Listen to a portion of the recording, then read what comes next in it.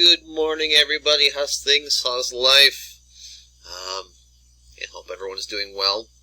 I, of course, have a substantially large coffee. I tell you what, I have been people are running out of, I could care less if the stores, don't have TP. Whatever, I can make do with, an old t-shirt.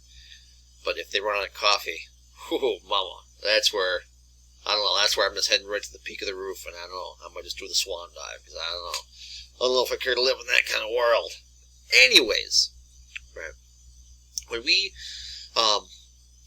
start to get into, we're going to finish up the topic of metabolism, and we'll get into nutrition and through nutrition today as well.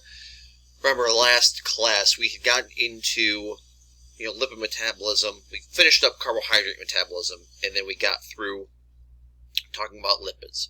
Right? We looked at the ways that our body can absorb carbs as well as absorb lipids. We looked at what the impacts inside of the body are. Right? When we absorb those carbohydrates, right? Remember, we absorb carbohydrates in the form of monosaccharides. Mono, one, saccharide, sugar. Yeah, those simple sugars, right? Glucose, fructose, galactose. There's a couple other, but those three are 98+% of them. Right, so we looked at how that impacts the body, right? As we absorb glucose or galactose, fructose, whatever it happens to be, that's going to elevate blood glucose. Right? But one of the things to help deter this is, if you remember, something called the hepatic portal vein. That's a vein which collects all of the intestinal blood, right? All that venous blood. So any of the nutrients absorbed through the intestinal wall, right, as far as carbohydrates, proteins, and the majority of lipids, when they get absorbed into the bloodstream. And the first place, the first organ that blood then goes to is to the liver. The liver then adjusts the composition of the glucose, the proteins, the lipids, etc. Right, so we got through looking at what it does with glucose. We got through what it does looking at lipids. Here we're going to take a look at proteins and how proteins are actually metabolized. No different than carbohydrates, where if you have complex carbohydrates, they have to be broken down into simpler and simpler forms, right? Polysaccharides, or complex carbohydrates, have to be broken down into disaccharides, which are simpler sugars, and then those simpler sugars, right, those disaccharides, have to be broken down even further into simple sugars, or monosaccharides. Same thing with fats, right? Proteins, no different, right? Inside of the body, there's all these amino acids, right? Leucine, valine, citrate, arginine, etc. We can go on. There's an abundance of amino acids. Your body takes these amino acids and synthesizes different proteins.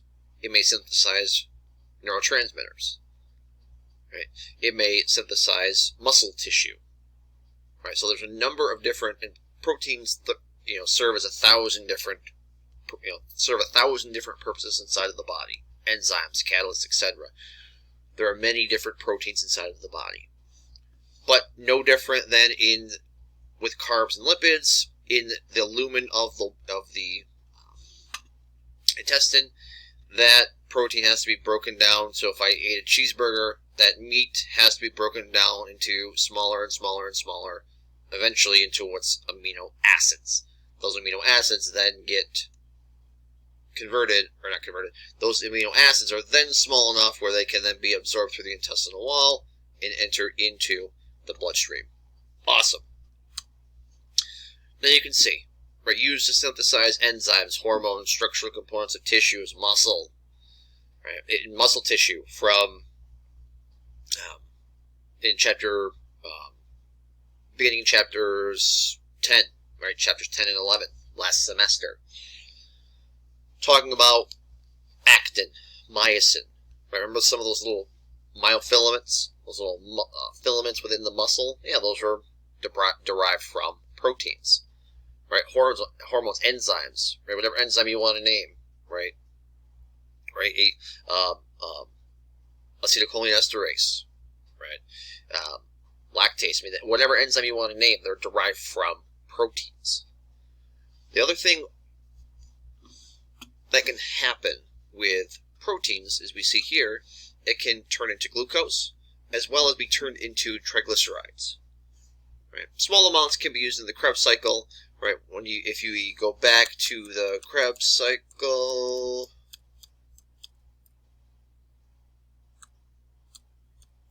hey, there we go. Right?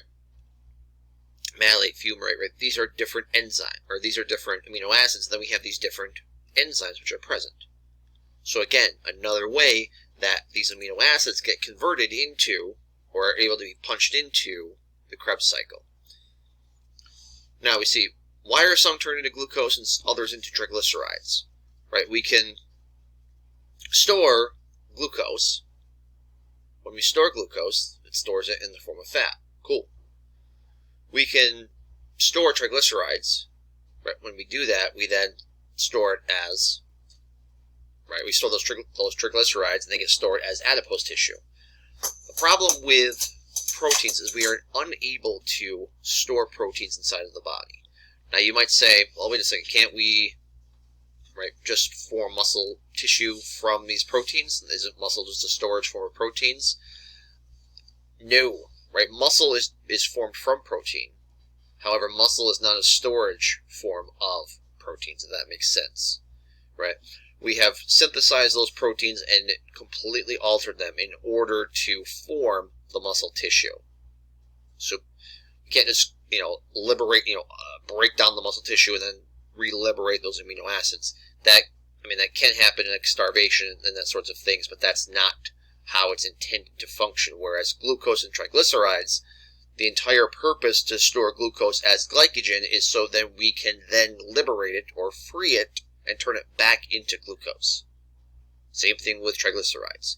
The entire purpose to storing triglycerides, store it in the adipose tissue, so when we need energy and when we need the fat, we can then liberate and break free those triglycerides from the adipose tissue. So see, the amino acids rendered from proteins are not utilized. They are incapable of being converted to glucose or triglycerides for storage. So, right, if we ingest a huge amount of protein, whatever it happened, let's say, oh, I just had, a dozen chicken wings, or I just had 20 chicken wings, or I just had 3 chicken breasts, or, hey, you know what, I just drank 80 grams of protein from my protein shake. All of that's fine and dandy, but if you were ingesting that much protein, well, 20 chicken wings, hell, I think I've eaten 50 at one time, so really, let's ignore chicken wings. But if you're ingesting 3, 4, 5 chicken breasts at one time, if you're ingesting protein shakes, right, it's safe to assume you're probably ingesting that much protein to help increase your muscle mass. The one small issue with that is at any given time, right, your body's only going to devote around 30 grams, range between 30 to 40 depending on your size. The average person is 30 grams. But only 30 grams of proteins that you absorb through the diet are going to be devoted to muscle synthesis. Right? Fascinating. They actually attached these little radioisotopes or radioisomers to protein molecules, and people ingested them, and within 90 minutes they actually saw those radioactive latent proteins actually being diverted into the muscle tissue itself. Right? So one of the things with muscle tissue, whereas the skeleton takes around 6 years to completely regenerate itself, right? Meaning, if I took a snapshot of your skeleton, all of the cells, all of the tissues in your skeleton, and then I came back 6 years from now and looked at that skeleton, it would be a completely new skeleton. Muscle tissue is quite a bit different in that it is way faster, right? Muscle tissue actually is broken down and regenerated at a rate of about 1 to 2% on a daily basis. So that's why certain, oftentimes different workout programs, they always strive for around 90 days, right? They're always, P90X, for instance, that was kind of the big one years ago, and that was, when that was originated. But they're almost always 3 months, and the reason why that is because let's just call it 100 days. Let's just call that 3 months, right? Well, if your muscle tissue is replaced at a rate of 2% on a daily basis, right, at a rate of 1 to 2%, at 100 days, you have a completely new muscular system, skeletal muscle system. Right, that was a little bit of a digression there, but it's interesting, right? That's why it is so, as far as movement and atrophy and hypertrophy of muscle tissue, that's why it's so important to be active, because literally on a daily basis, if you are not moving, your muscle tissue is being broken down. Again, it regenerates at a rate of 1 to 2% on a daily basis. So you need to be using this stuff. But back to the point I was trying to make, right? 30 grams of protein, right? That's how much protein is going to be diverted to muscle synthesis at a given time. Now, with the excess, right? Oh, let's just say I ate 90 grams, right? People often ask, and that's why I'm covering this, is because people generally ask, oh, I've heard that you only absorb, 50 grams of proteins at a time. No, you're going to absorb, all of the protein, essentially all of the protein that you eat. You're going to absorb all of it. Let's just imagine you ate 100 grams of proteins at one time. 30 grams, let's just call it 30 grams, is going to be diverted to muscle tissue, right, for muscle synthesis. The other 70 grams gets converted into glucose and into triglycerides.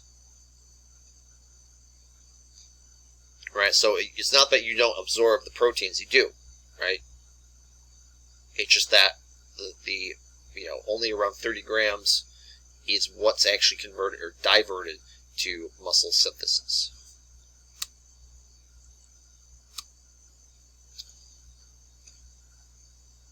So, we see. So if my body can use glucose, amino acids, lipids as fuel, how does my body know which one to use? Right, that's the thing, like, when we look at this, all right, if I can use proteins as a fuel source, if I can use, carbohydrates, if I can use lipids, how is it my body knows which one to use? Remember, if my body can utilize glucose, right, through glucose can plug into glycolysis. Right, remember?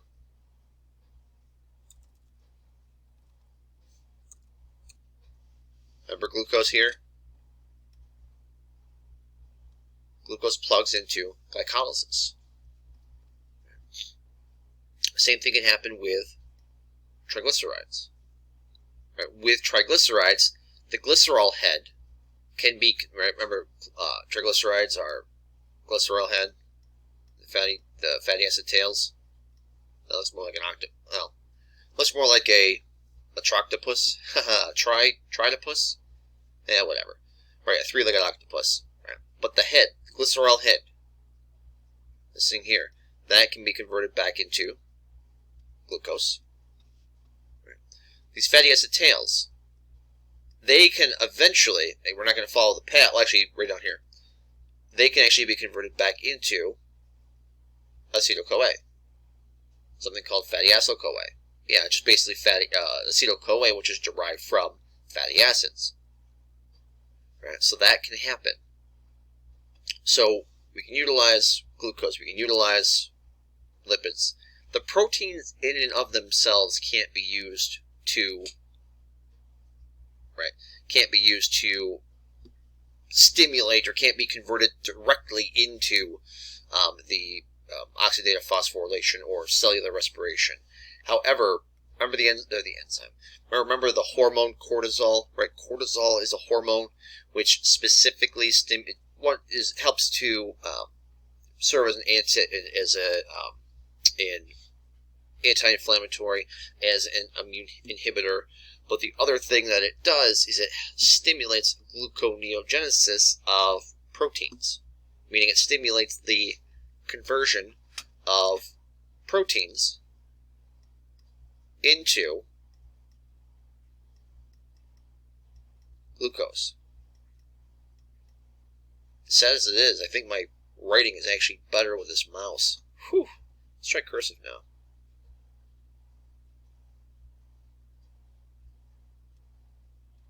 Minus the G. Not sure what happened there. Not bad. I'll take it. So, to the slide we were on. So if I can utilize glucose, if I can utilize amino acids, if I can utilize lipids, how does my body know which one to use? Now remember, your body is always going to utilize lipids. Right? Well, it's always going to utilize all three of these. But the majority are always going to be produced from lipids. Always. No exceptions.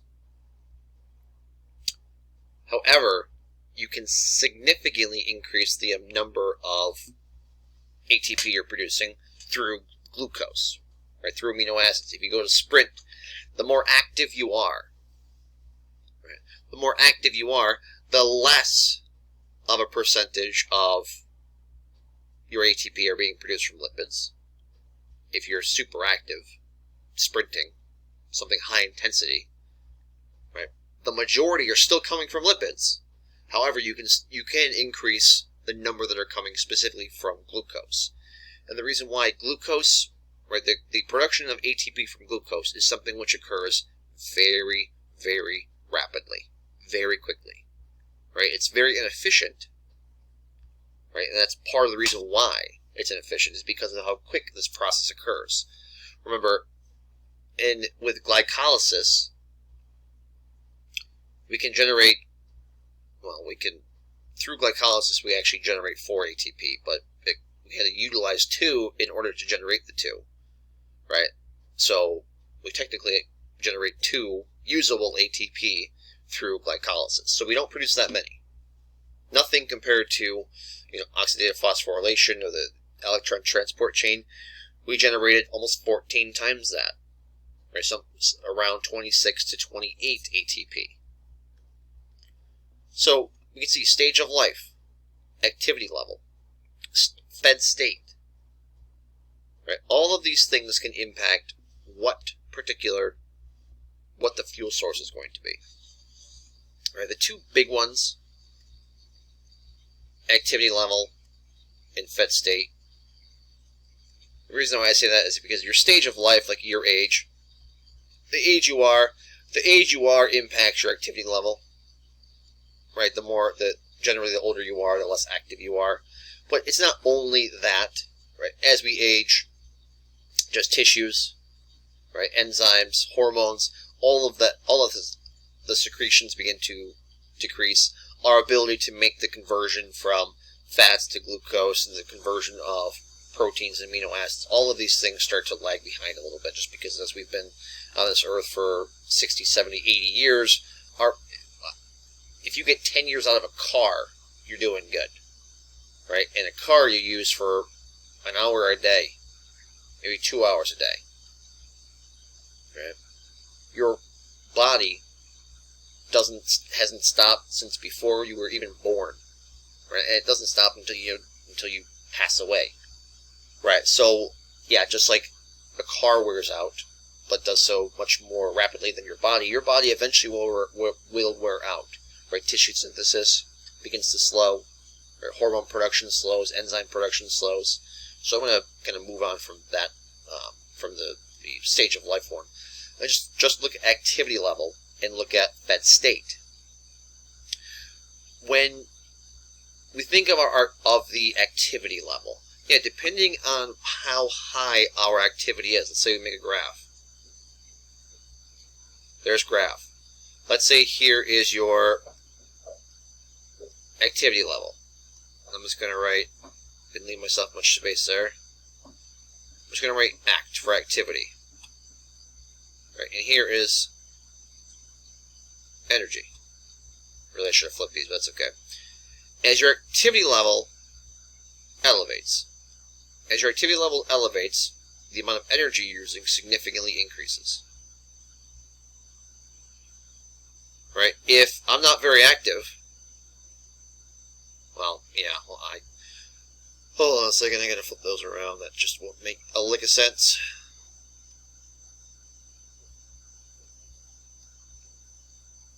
Energy, activity, it's going to call it act. Okay. As your activity level increases, right, it's going to significantly increase the amount of energy that you need to utilize. Right? As your activity level is nil, right? If you aren't very active, you don't require an enormous amount of energy. So that's one of the things that, right, we're going to pay attention to. Things that are high intensity, right? Things that require a much faster source of energy, a much more quickly utilization of ATP. Something like sprinting, right? Lifting weights, right? Things that are very short duration. By short duration, anything from 10 seconds to several minutes, but high, a kind of exhaustive type energy. They are going to rely upon glucose and stored glycogen in order to achieve that. Right? Lipids are much more, because of lipids, right? And the fact that lipids, glucose from here, as we make it our way down here, right? We produce 2 ATP that we can use. For fatty acids, in order to generate the ATP, we have to go all the way down through here.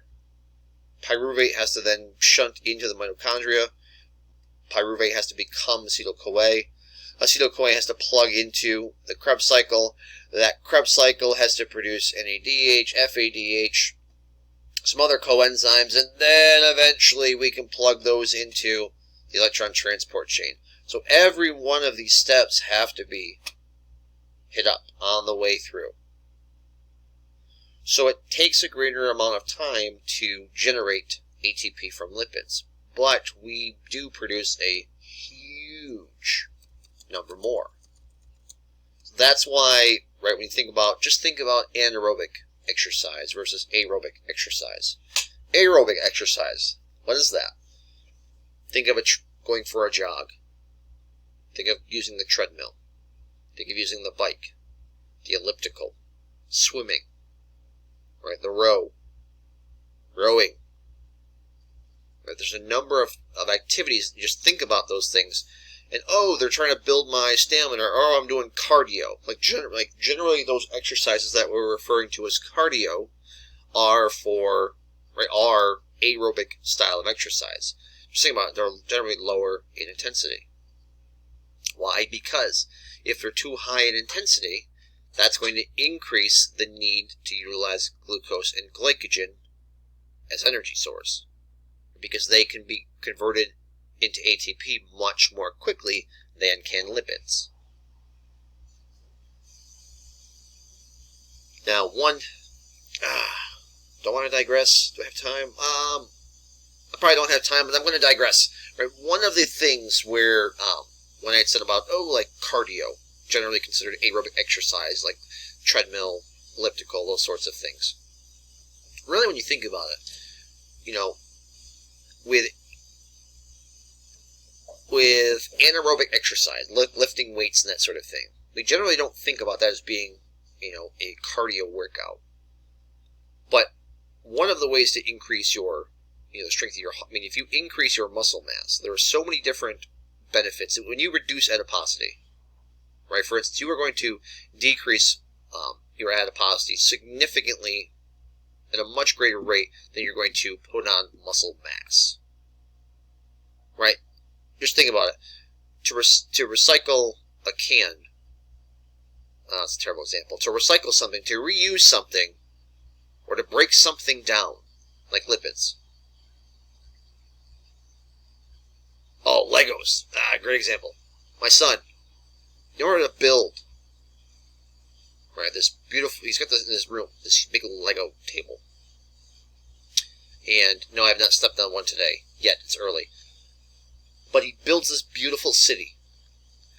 Days to build this thing. Right? So to synthesize that city, it took a great period of time. To break it down,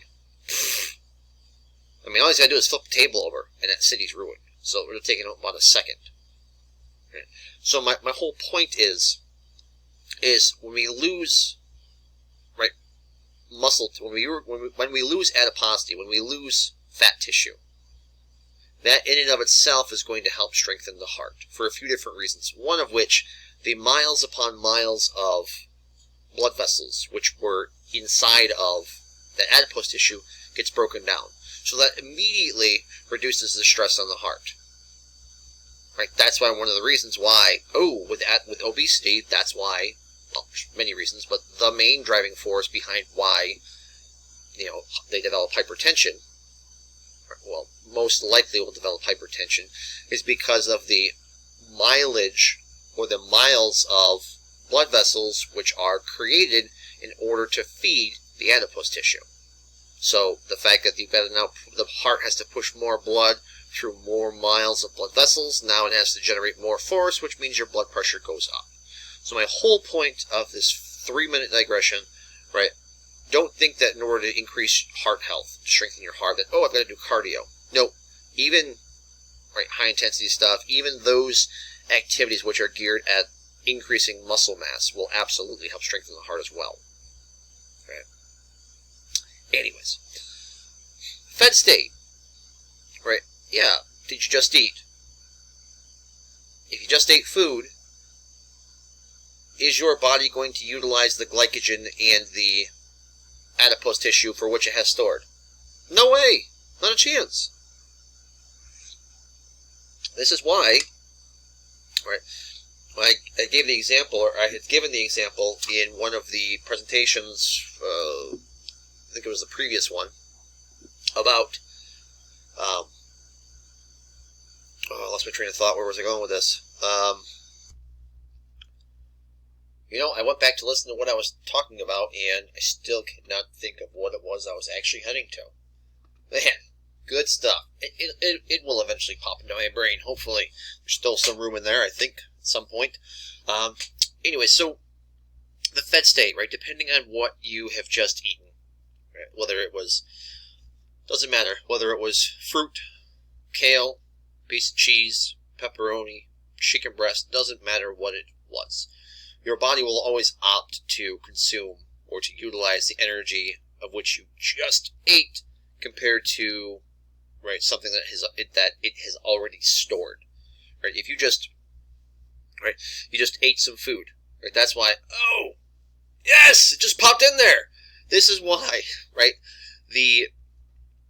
When you are exercising or working out, right? It was the last presentation, I think it was, when I had mentioned, right, the advice I would give somebody who came into my office on, what they should eat if they wanted to lose weight compared to someone who wanted to put on muscle mass. What I would tell them is entirely different. And a lot of that has to do with what your body, or how available the energy is inside of the body. If you just ate a bunch of food, if you just ate, again, it doesn't matter, bread, cereal, pasta, cheese, chicken breast, whatever. If you just ate a bunch of food, that's the first thing that your body is going to utilize as an energy source. So that's why if you are exercising to, for instance, to lose weight or decrease adiposity or adipose tissue, you should never, like, for instance, drink Gatorade throughout the exercise, right? Or you should never, right before, eat a meal, or before an energy bar or a granola bar. That makes no sense whatsoever. Right? That's like you saying, "Hey, I want to break down these 4 walls, but before I do that, I'm first going to build up 2 more walls. So I've got 5 walls to now break down." It's like, well, that doesn't make any sense. Exactly. Right? That's what I hear when somebody says, "Hey, I want to start working out to lose weight, and which energy bar should I consume?" None. Why? You're trying to burn off excess energy. Why the hell would you take more beforehand? Right? So, that's one of the reasons why, again, the advice is different. But think of it. The food in the bloodstream, obviously, the food in the bloodstream, the glucose in the bloodstream, obviously that is one of the most readily available sources to be converted into ATP. There's something else called creatine phosphate. We'll look at that in a little bit. That's something else that your body can utilize for very quick, short duration bursts. I mean, there's enough creatine phosphate to last for 6-8 seconds of activity. Right, so there's a very finite amount of creatine phosphate in the body. It regenerates very quickly, but it also depletes very, very quickly. Right, so one of the reasons as to why, one of the reasons, that's my dog. She decided to come down and greet us. Thank you, Sully. Go back upstairs. Thank you. All right, good girl. So, our age, our activity level, what we've eaten, or what we've consumed, all those things can impact the hormones which are present. If you're exercising, right, that's going to increase. For instance, that's going to increase epinephrine release. Epinephrine release is going to stimulate glycogenolysis, the breakdown of glycogen. So therefore, glucose can now be dumped into the blood. Why? Because that glucose then has to go to the skeletal muscle, which requires it. What you consume, what you eat, depending on what you just ate. If my insulin levels are elevated, that's going to depress adrenaline levels.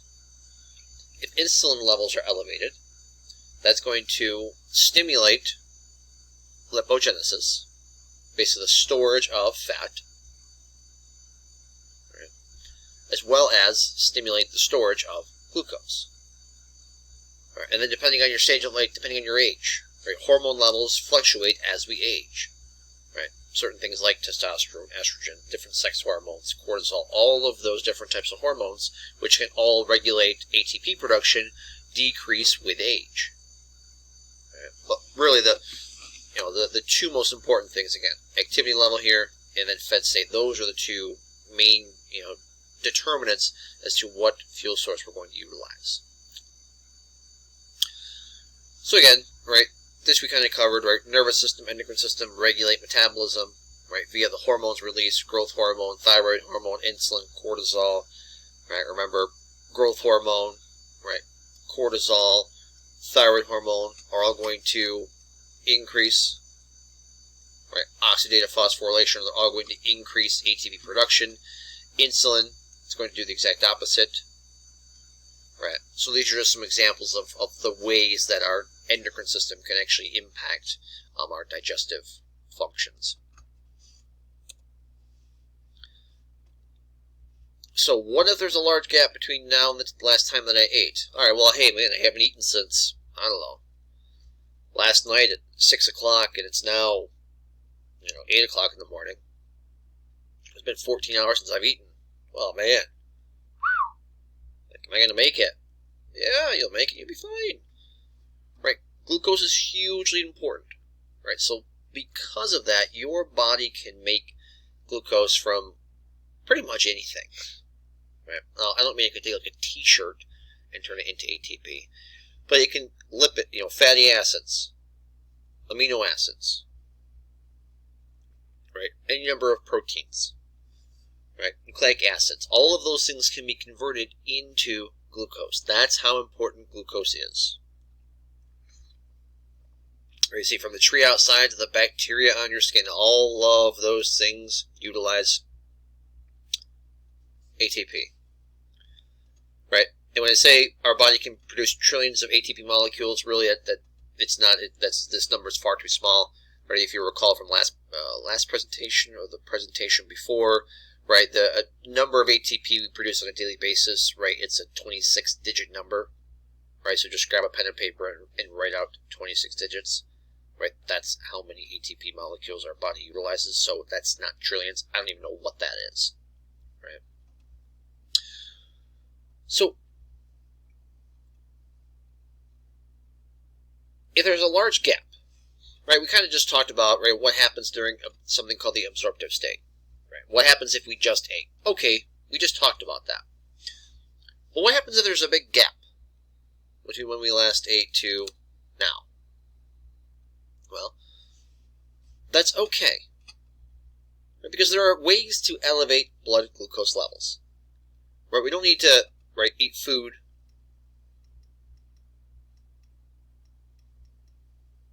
that food then makes its way into the intestines, and then that intestines breaks it all down, absorbs it all, and then releases that glucose into the blood. And man, if that doesn't happen, if we don't constantly consume food, our intestines have no way to absorb glucose, and if they can't absorb glucose, we'll have no glucose in the body. Nope, that is incorrect, right? It is more than okay to go without eating for periods of time. Now, I'm not talking about fasts and those sorts of things. In a couple of slides, we'll talk about the different diets and stuff like that that are out there that people... We'll talk about some of the benefits and some of the issues with them. But the idea that, oh man, I haven't eaten in a while, I should probably eat because I haven't eaten in a while. Well, if you're not hungry, don't eat. Right? The idea that, man, it's 6 p.m. and I haven't eaten since 10 this morning. Not hungry, but man, I should eat something because my blood sugar is probably getting low. Well, no, your body, remember the hormone, right? Epinephrine can do it. A hormone called glucagon can do it as well. Right? Just as where insulin, released from the pancreas, stimulates the production of glycogen and the storage of triglycerides, glucagon helps to liberate the glycogen from the liver, as well as triglycerides from the fat. They are then converted back into glucose. Right, so you don't need to necessarily ingest glucose in order to have glucose. Right, does that make sense? Right, I think textbook-wise, I think definition, I believe fasting is counted as 3 hours without eating. I believe. I have to look it up. It was such an asinine number that I tried to forget it immediately, because not eating, going 3 hours without eating is just not eating. It's not called that's not fasting, right? But anyways, right, the idea that we need to be consuming food all day, every day, or multiple periods throughout the day, it's kind of asinine, right? The whole idea that there's breakfast, there's lunch, there's dinner. Oh, breakfast is the most important meal, right? The idea of meals was just some an arbitrary number somebody had made up, right? Your body doesn't metabolize lasagna at 6 p.m. differently than it would metabolize lasagna at 8 a.m. Right? Now you might want to say, well, yes, it does. Okay, perhaps, but the reason why it would is because of the hormones which are present, which those are impacted by what you've consumed the night prior.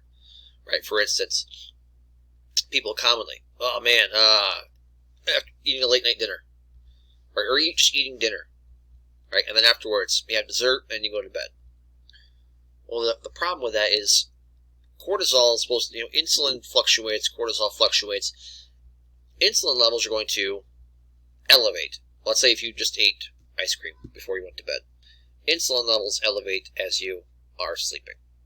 So what does that cause? That causes your blood sugar to drop.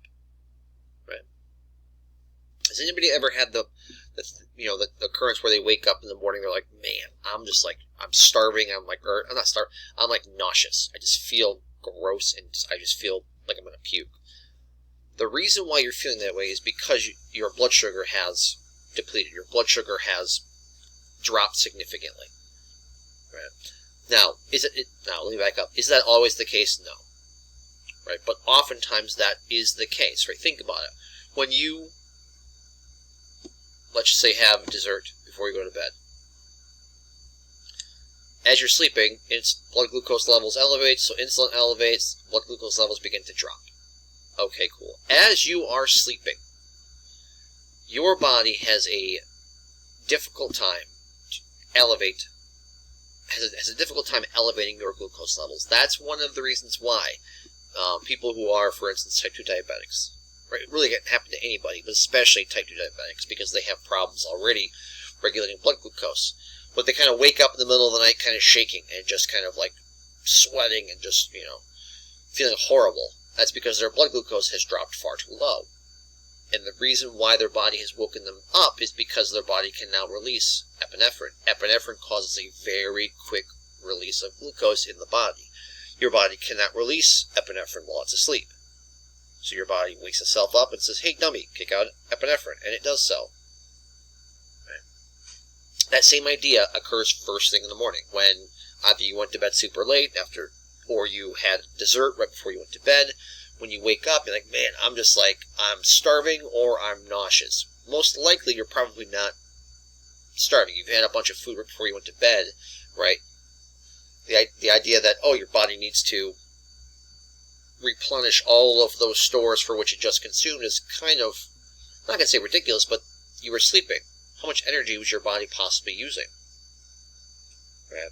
So, right there, I by no means am saying, oh, don't eat breakfast if you want to eat breakfast. Absolutely. I'm just saying, if you're not hungry for breakfast, don't eat breakfast. Right? And do not rely upon like a Starbucks, well, anything. I love Starbucks. Don't ever rely upon Dunkin' Donuts under any circumstance. Ever. Right? Ever.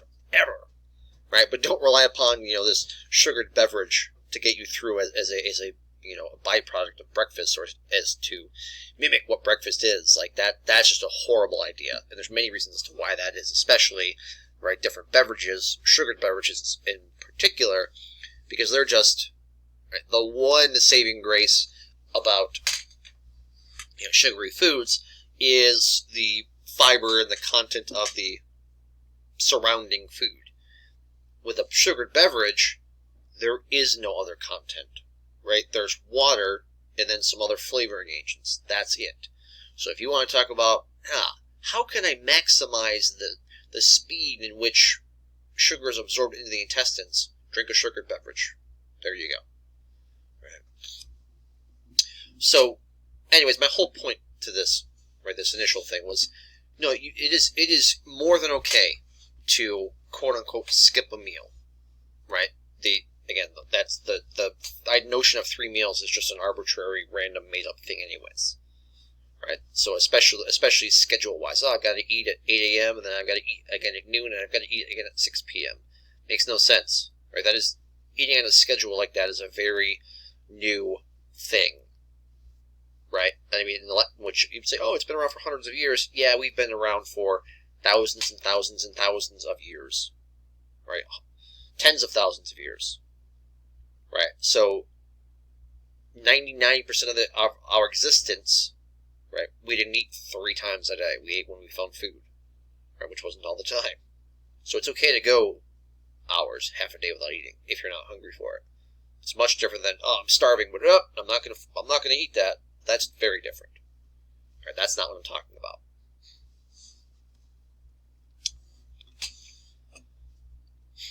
So one of the things here, right, when I talk about, and we talk about like fasting, and there's different ideas, there's different diets, theories out there, right? And here's the kicker: many of them work. The problem with that is many of them don't work together. Right? Think of taking 7 different. If I take 7 different diets, right? The Atkins diet, keto, which Atkins and keto are the same thing. It's just keto's rebranded, or Atkins rebranded as a keto diet, DASH, Mediterranean, right, the paleo, right, list goes on. Whatever diet you want to name in there. Many of them are very beneficial. Many of them have many great qualities. It's the problem with it, though, is, if I start to try to take pieces from this one and pieces from that one, that's where the problem arises. If I take 7 puzzles, and I start to try and mix and match the pieces of the puzzle, those puzzles ain't going together. Is there a problem with the puzzles? No, there's a problem with the idiot trying to put the puzzle together, because he's trying to put different pieces which don't belong together. Does that make sense? Right? Like, so if you are somebody who, oh man, I love whatever. Some people, well, I'll talk about the different diets in a minute, but there's many great qualities of many of the diets that are out there being currently utilized. Right? Well, I'll talk about some of the different aspects of them here in a few minutes.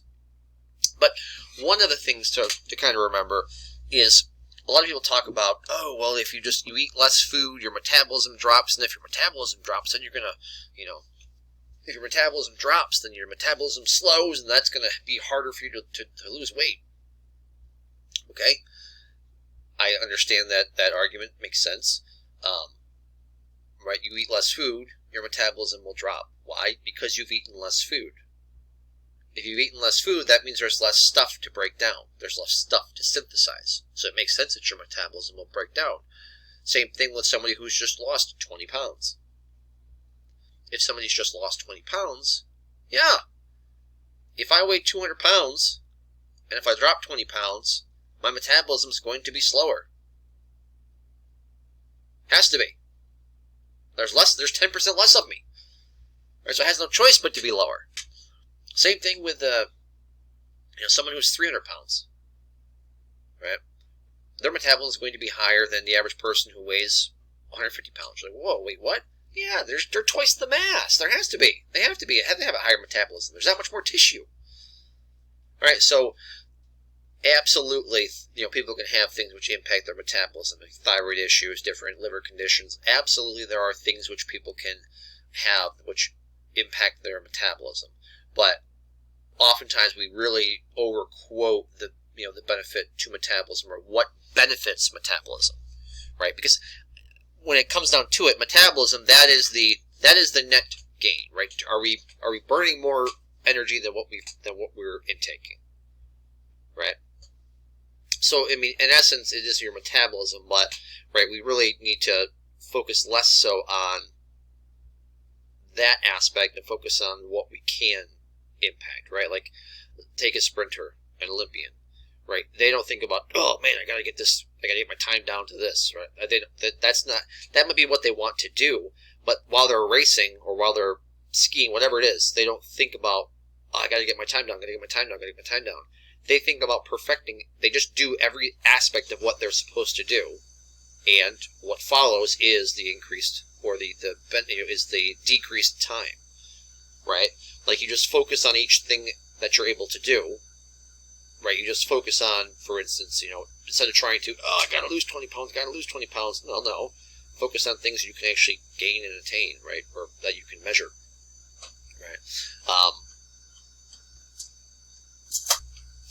Sorry, I had to pause for a second. Lo and behold, actually, while we're talking about this, my youngest came downstairs to ask if she could have some gummies. So, you know what I said?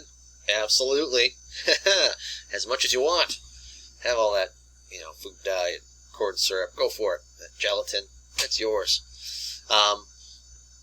Anyways, it's kind of digressing a little bit, but the diet's part here in a couple of slides. We'll talk about that in a minute. But one of the other aspects that we kind of confuse with our food intake is like starving and fasting. They're very, very, very different, right? People talk about, if you don't eat, your metabolism drops, and then, it taints your metabolism and it's harder to lose weight. I mean, okay. Yes, if you're eating less, your metabolism is going to drop. Again, I just mentioned this a minute ago, but when you eat less, there's less food to break down. So yes, your metabolism drops, but that's not that big of a deal. When you're starving, that's very different, right? That is where you have a long-standing, right, period of, right, reduced caloric intake. So that's where your body, the metabolism is beginning to be substantially altered, and it has to be, right? We are not designed to go. That's the thing. All of this is, right, the quote unquote starvation mode. So people talk about, you can't fast for a day, or you can't not eat for a set period of time because your body will enter starvation mode. That takes days. Sometimes that takes 10 days, 2 weeks, 3 weeks for your body to get into this quote unquote starvation mode, right? Whatever you want to call that. Right? But when your body's starving, when it is depleted of energy, right? When it is, not when the body's depleted of energy, but when you are not ingesting anywhere near the levels of food that you should be, that your body has to essentially solely rely upon stored energy, or stored adipose tissue and stored glycogen. This is where your body will actually start to incorporate a couple of different things. Right? When I say things, muscle tissue. right, during periods of fasting, right, as well as, starvation and certain levels of fasting as well, your body will actually begin to break down muscle tissue. Right, which, okay, that's a problem. So if you're someone, hey, you know what, I'm going to try to put on muscle mass and lose a bunch of weight at the same time. Nope. Can't do it. Right, that's like, oh man, I hate the saying, have your cake and eat it too. Because, yeah, it's your cake. The saying should be like, eat your cake and still have it. Like, you can eat the cake and yet you still have it afterwards. Not, you can have your cake and eat it too. No kidding. You had your cake and you ate it. So I hate that saying. But it kind of works for this, right? Your muscle, right? Your body begins to break down muscle in the periods of prolonged inadequate food consumption, right? So you can't not intake food, lose a bunch of weight at the same time put on muscle mass. Now you can say, well, I know somebody who did that and they, I can see they got a six-pack or whatever. Well, everybody has a six-pack, right? My uncle, who single-handedly has put 3 buffets out of business because of how much food he eats, he's got a six-pack too. It's just beneath 8 inches of adipose tissue. So if you lose enough adipose tissue, that six-pack would shine through. Right? So, again, that's the thing where we oftentimes kind of confuse why the result of something is coming forth. It's not because they're increasing muscle mass, it's because they're decreasing adipose tissue. So therefore, the muscle underneath is shining through, if you want to call it that. Right, but in periods of, again, starvation, how I'd mentioned where skeletal muscle is what's the word? Not jealous. It hoards the glycogen, right? It only utilizes glycogen for itself.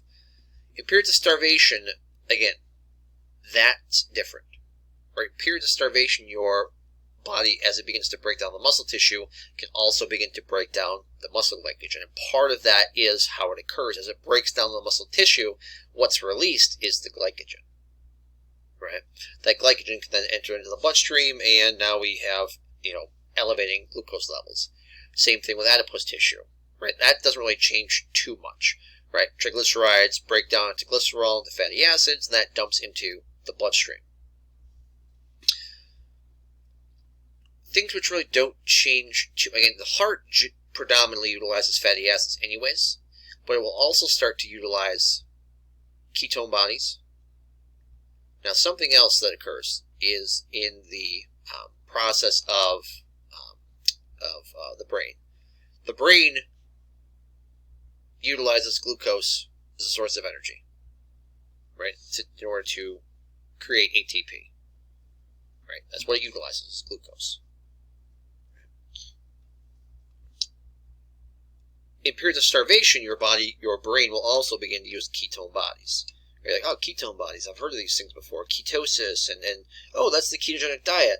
Yeah, ketones in and of themselves are not bad things. They're generally a byproduct of fatty acid metabolism.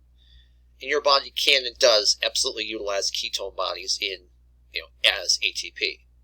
However, the brain's like, no, leave me out of that stuff. But in periods of starvation, that's where the brain, again, the metabolism will alter, and the brain will actually start to uptake and utilize those ketone bodies.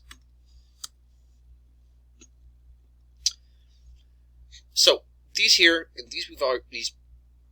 we have talked about, right, after the last couple of presentations, right, from glycogenolysis, from glucagon to epinephrine. We talked about these different hormones and how they stimulate these different processes.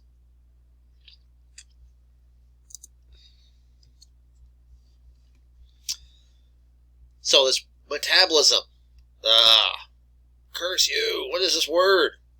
Right? Oh, that's embarrassing. I gotta change the. Yep. Luckily, I'm not an English teacher. That's not correct at all. But that's okay. Remember, metabolism. That is the sum of the. There we go. The sum of all the chemical reactions in the body. Right. The majority of our body's chemical reactions serve one purpose: to generate ATP. Again, it has to be. Remember, We produce a number, 26 digits in length. That's how many ATP we produce on a daily basis. So when we look at something called the basal metabolic rate, all right, what is this?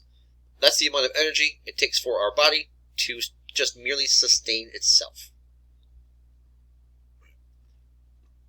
Hormones, age, activity level, gender, diet, all of those things play a huge role in determining your BMR, your basal metabolic rate. Again, that's just how much energy does it take me to sustain me. Right? That's your BMR.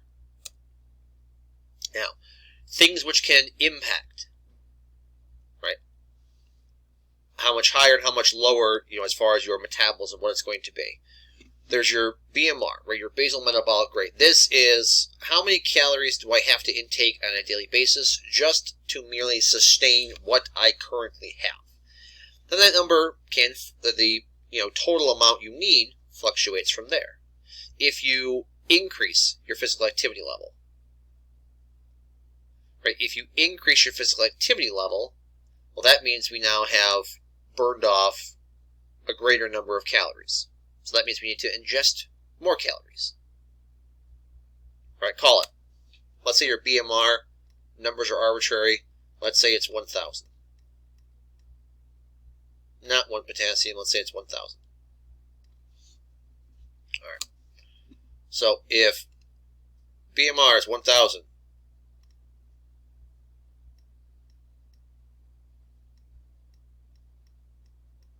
cool. Physical activity level. Let's imagine I burned 300 calories, so 300.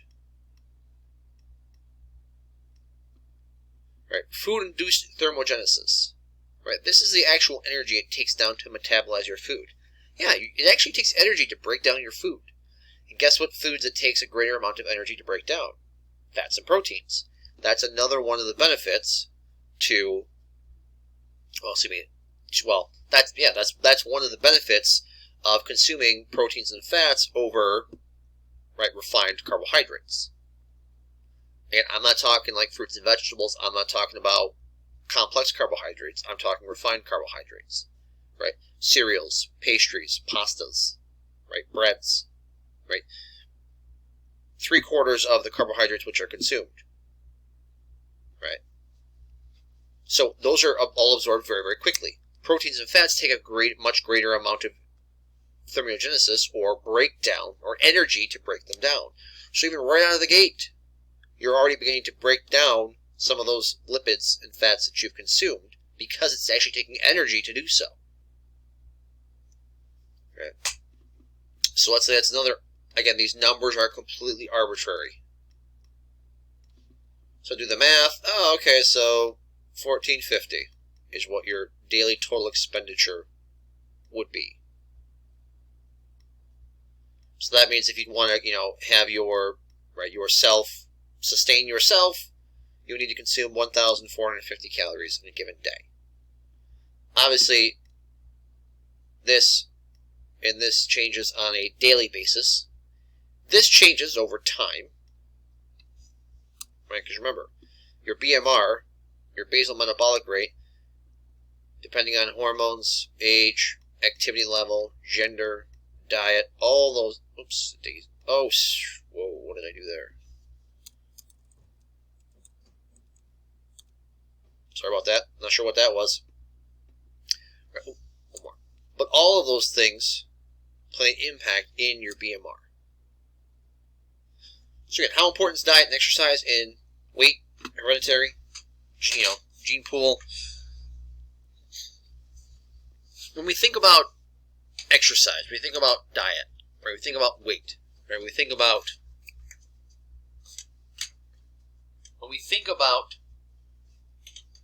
all of those things which play into how much energy do we use on a daily basis. Or some people come from a standpoint of like, you know what, I'm not going to alter what I eat. I'm just going to just start exercising out the wazoo.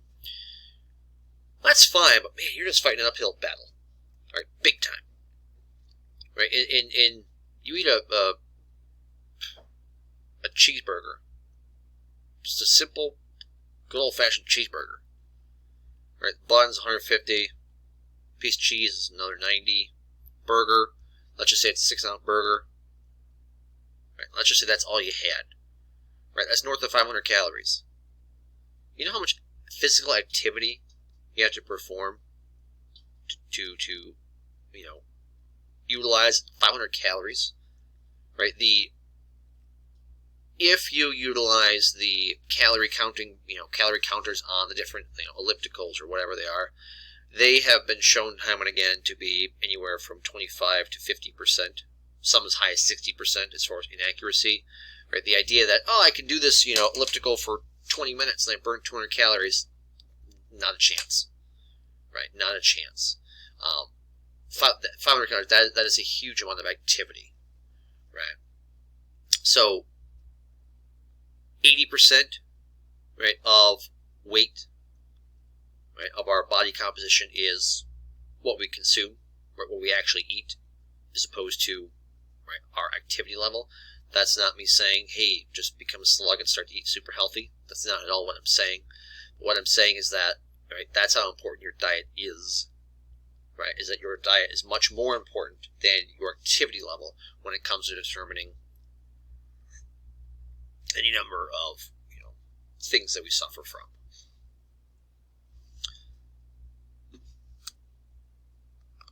So when it comes to that, as far as eating, right, how is it we actually know? Right, I'm starving. I'm not hungry. I am hungry. I don't know. There's so many things which go into playing an impact and whether or not I'm actually hungry or not. Think of it. Everyone's got to eat, not everybody has to eat takeout, but let's say eat takeout. Chinese food, Chinese buffet, whatever it is, whatever buffet. Let's stick with Chinese food. Think of, refined rice, and again, the Chinese food in this country is much different than what it is abroad, right? Here it is, they use a much greater amount of sugar in the different sauces and preparations than they do overseas, significantly more. So part of the issue with that is if you ever notice, like, oh man, I got this Chinese food for lunch, I ate it at like 2 o'clock, well, at noon or whatever, and then by like 3, man, I was starving again, which doesn't make a lick of sense, because you've still got pounds of food in your stomach and in your intestines. So there is no possible way you should even remotely feel hungry. But you do. And that has to do with the hormones, specifically insulin. Right? Insulin's causing your blood glucose to drop. As it's dropping, that stimulates your hunger, because as we stimulate hunger, right, as we eat food, that's going to help increase our blood glucose. There's 2 hormones which are the primary force behind whether or not we are or aren't hungry. That's ghrelin and something called leptin. Ghrelin's a hormone released from the stomach. Right? See, it stimulates hunger. Released from the stomach, and this is where or how the hypothalamus actually is related to satiation or related to hunger. Right? There's receptors in the hypothalamus for ghrelin, which can regulate ghrelin, and when that occurs, we can then, or that ghrelin binds to the receptor, and we can then, or the hypothalamus stimulates the appetite. Opposite's true for leptin. Leptin's a satiety hormone, suppresses hunger, released from adipocytes. If we're consuming food, right, and if we're storing adipose tissue, right, again, this is not like as you're actively consuming food, you're storing adipose tissue from that specific meal. It's not absorbed and digested and absorbed that quickly. But for the previous meal that you've consumed, right, and that previous meal you've consumed, if you ate to excess, you're beginning to produce adipose tissue, and your adipose tissue, those individual adipocytes, are releasing leptin. That leptin should be suppressing your hunger via the hypothalamus. Right? That's the way that it actually occurs.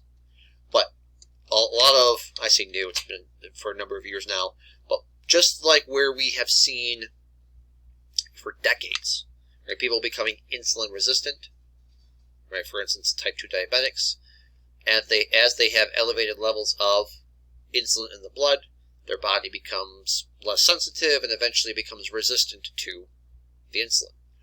That's one of the things that we're actually beginning to see with leptin. Because of the increased adipose tissue means you have increased leptin. Well, if you have increased leptin, leptin's not just because it reduces hunger, doesn't mean it doesn't have the same impact on receptors. It does. If we have elevated leptin levels, that means the receptors become that less sensitive to it, so therefore it takes a greater amount of leptin for the hypothalamus to recognize it. Well, how do we increase leptin levels? Oh, by increasing adipose tissue levels. Right.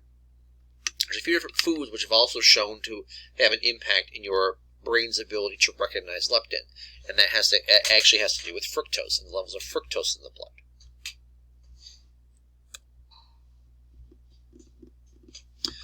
So, right, in the long of it, or the short of it, however you want to look at it, right, nutrients. We've talked about this at the beginning. That's the entire purpose as to why we eat. Right, from the different vitamins, minerals, amino acids, monosaccharides, right, all of these nutrients, right, they're necessary for tissue synthesis. They're necessary for growth, maintenance, repair, etc. How much do we actually need? Not very much. Right, the idea that we need to be eating these ridiculously nutrient-dense meals at every single sitting is kind of, well, it's kind of asinine, really. Right, the idea that we need to be consuming, for instance, all five food groups at every meal is just ridiculous. You want to have a variety throughout the day, not every single meal. Right, you don't need to have a salad every single meal, right? Even as healthy as a salad could potentially be. Although the other day I saw somebody eating a salad with meat and French fries on it, so that's my kind of salad. But the whole idea that even as nutrient packed as a salad can be, there's certain nutrients which are missing. Right? But all in all, we don't need to have this huge amount of nutrients. And I'm not saying that, we don't need that many nutrients, I can just eat cake all day long. Not at all. That's not at all what I'm saying. Right? But again, leading into the fact that having to eat all day long, just that idea that we've got to have 3, 4, 5 meals each day is just that's just asinine. Now, there are certain instances or certain conditions. If somebody has type 2 diabetes and those sorts of certain things like that, where they have difficulty regulating their blood glucose, yes, okay, there's some evidence, there's some reason as to why somebody might eat 6 or 7 meals throughout the day, but just for average, Joe Blow to do that doesn't really make a whole lot of sense. So again, this is what used to be the food pyramid, right? Actually, it was probably before many of you were. Well, no, even during your life it was the food pyramid, but for most of your life it's been this my plate thing. Which is fine, but the idea that we need to have all 5 food groups at one meal just lends to the idea of overeating. Right? Because you're like, I've got a lean meat and a protein. Well, in order for this to be healthy, according to this, I've got to have a grain, I've got to have a fruit, I've got to have a dairy. Doesn't make any sense. Really doesn't. No sense whatsoever. This should be throughout the day. Right? Not at one individual sitting. So, again, just some of the different diets that exist out there. And I'm running out of time, so I'll just cover them, take 3 or 4 minutes. But vegetarian diets, there are somewhere in the vicinity of 600, 275,000 different variations. That number, obviously, is completely made up. But there's many different variations of it. Right? With the vegetarian diet, you can absolutely get all of the necessary and required nutrients that you need to survive, right? So because of the flexibility of the vegetarian diet, I'm really just going to kind of skip and move on.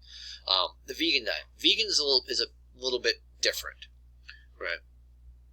With the vegan diet, there are certain nutrients that they, have the potential to not get enough of. Right? Being vegan, again, no animal products whatsoever. right? No meat, no milk, dairy products, nothing that has come from an animal, right? And there is benefit, right? Generally, those people who are vegan, higher, have lower rates of diabetes, lower rates of heart disease, and those sorts of things.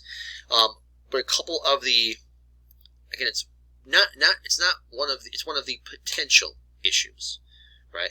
Is having deficiencies in like calcium, minerals like iron, right? Vitamin B12, right? Vitamin D, right? Those sorts of nutrients. Again, where they really start to potentially have a problem is if we start to become vegan and then also cut out grains.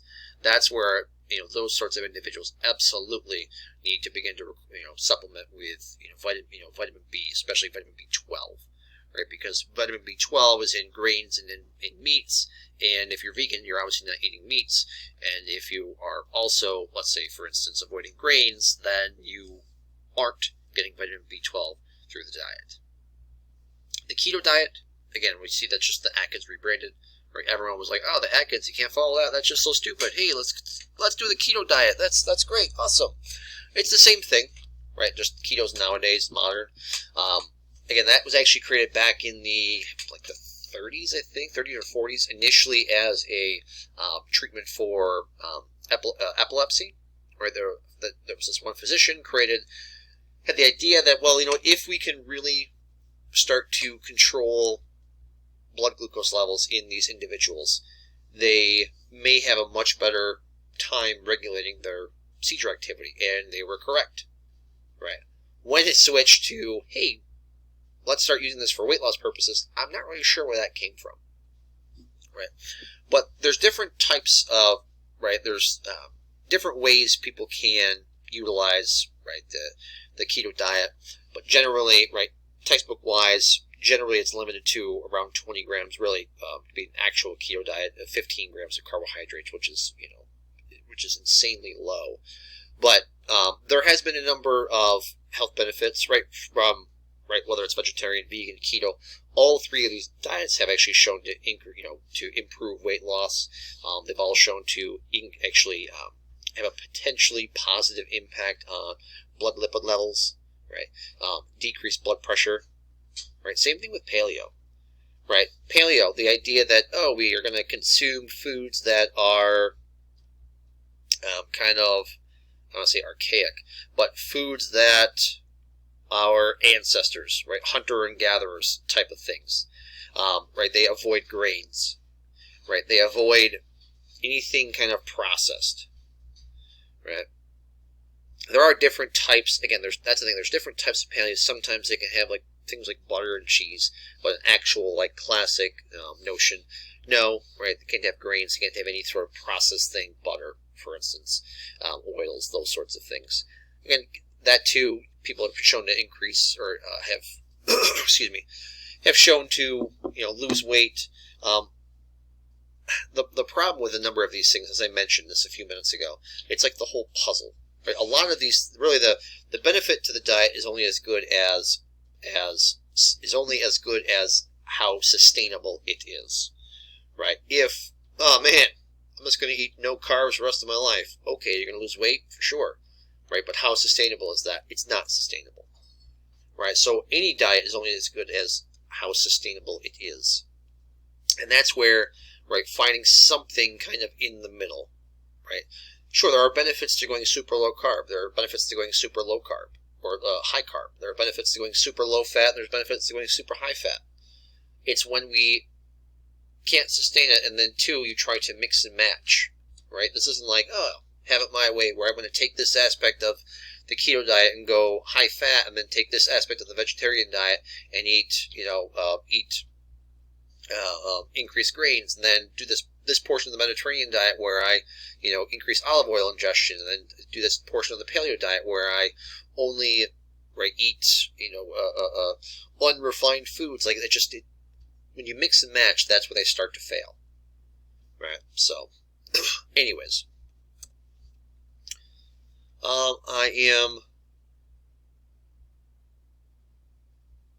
this one really just a lot more Q&A, and a lot of these things we actually covered prior, so I'm going to kind of skip over those and get into the nutrition because I've only got about 2 seconds left. But when we look at some of the different minerals, right, here is just looking at some of the functions, right, that these different minerals have in the body. Calcium, okay, we've talked about calcium. We know the importance of calcium in the blood.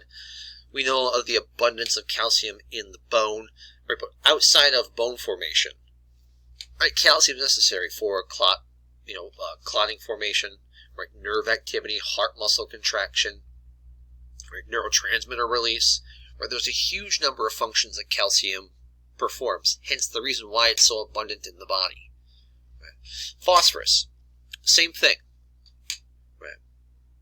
Again, it too leads to formation of bone.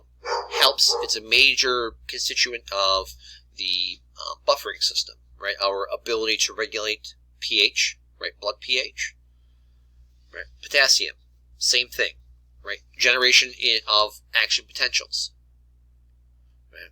That's the function of potassium, right? Iron, right? Iron has, the reason why iron's important, many, but the primary reason is because that is what oxygen is going to bind to, right? Iron, the iron ion is bound to hemoglobin, right?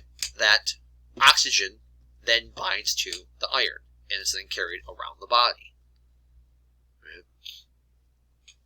Sodium, right? Strongly affects distribution of water through osmosis. Yeah, that is, by and large, what sodium's, well, two things. One, sodium helps regulate where fluid is in the body, whether it's intracellular, extracellular, right, or right extracellular, whether it's in the intracellular or extracellular. The other part, right, is when we talk about depolarization of neurons, depolarization of muscle cells, depolarization just of the body's cells, it has to do with the influx of sodium, right? As sodium influxes, causes the charge to eventually reach threshold, which then causes the cell to eventually depolarize. Right, some other minerals. We see iodine. Iodine necessary for thyroid function. Right, we saw people who have insufficient insufficient iodine levels and are iodine deficient, they develop what's called a goiter, kind of a big lump on the thyroid. If you've seen in the market, right, iodized salt, that's the salt which has had iodine added to it. Right? In our country, we generally don't consume a huge amount of food that has iodine in it, so we then add it to the salt supply, right? Because if we're not going to eat iodine, hey, let's eat salt because we know I'll eat plenty of that. So, right. Excuse me. Fluoride, right? We all know fluoride, right? Improving the structure and the strength of enamel, right? Selenium, synthesis of different thyroid hormones, right? Sperm health, right? Immune system, right? There's a number of different functions that these minerals, perform. Do you have to, the ones I would focus on are the ones that I covered. I would certainly, feel more than free to go through and read all of the other minerals I had mentioned, but just for the sake of time, I just haven't covered those ones. Different vitamins, right? A, D, E, and K, right? These ones specifically are fat soluble. So is that means in order to ingest them, they have to be ingested with fats. That's one of the other problems with being vegan, right? It's not that vegans, what do you mean vegans don't ingest fat? They definitely consume significantly fewer levels of fats than most people, right? And that's where many of these foods or many of these vitamins come from, right? Seeds, oils, dairy products, milk, right? Meats. Sure, there are absolutely, different sources of these vitamins, right? The cruciferous vegetables, for instance, with vitamin E, vitamin K. But the thing is, it does require fat intake, fat ingestion along with it to be absorbed, right? So that's the one kind of kicker. So, vitamin A, right, again, eye health, right, we talk about eye health, yeah, specifically, those people who have vitamin A deficiency suffer from something called night blindness, right, where they have difficulty seeing at night, and that has to do with, if you recall back in chapter 17, talking about special senses, we talked about the rods and the cones, right? The rods, the reason that the rods were able to see was because of the presence of rhodopsin, right? The rhodopsin is generated from retinol and something called opsin, and that retinol, that is one of the that essentially is a produced from vitamin A. So if we have deficient vitamin A, we can't produce sufficient rhodopsin, which means our rods can't function sufficiently. Whew, we got to that one. Vitamin D, again, softening of the bones, right? Something called rickets, osteomalacia. There's an actual back, at the early part of the 1900s, right? In these kind of in urban centers, people started to become fewer and fewer farmers and started to move to these large cities. Kids spent less and less time outside, and they literally developed cages to stick outside of the windows that the kid can then go sit in to get vitamin D. So that was a thing that they did. Again, we're talking 100 years ago. But still, back then I was like, yeah, whatever. If they fall, alright, whatever. Anyways, vitamin E. Right, a number of things from, right, mucous membrane health to mucus production, structuring of the mitochondria, right? There's a number of things, plasma membrane integrity, right, or health of the plasma membrane. There's a number of things which vitamin E helps to basically increase. Vitamin K, right, its function is specifically in clotting of blood. There's a few other things, right, even starting to see its function in bone formation, but really clotting, right, blood clotting, that's where the benefits really recognized. Really, all of the vitamin Bs, right, B1, 2, 3, right, 5, 6, 12, right, B9, biotin, right, all of the different B vitamins, they are by and large considered like the energy, right, vitamins, right. The reason why there are all the B vitamins are necessary at certain aspects of cellular respiration, whether it is in glycolysis or the Krebs cycle or the electron transport chain, right. They are required somewhere along that pathway. So, I know I'm about 10 minutes over. I apologize. Again, the exam will be, I will open up the exam on Thursday, and it will be due on Sunday, right? So, please hop, the test will be under the quizzes tab within D2L. Just click on that, and again, you'll have an hour to take it. I haven't fully put it together at this moment of when you're listening to this, but it will have approximately 70 questions. So I will put out an announcement on the announcements page on D2L with the more specific details on the exam. Everybody take care.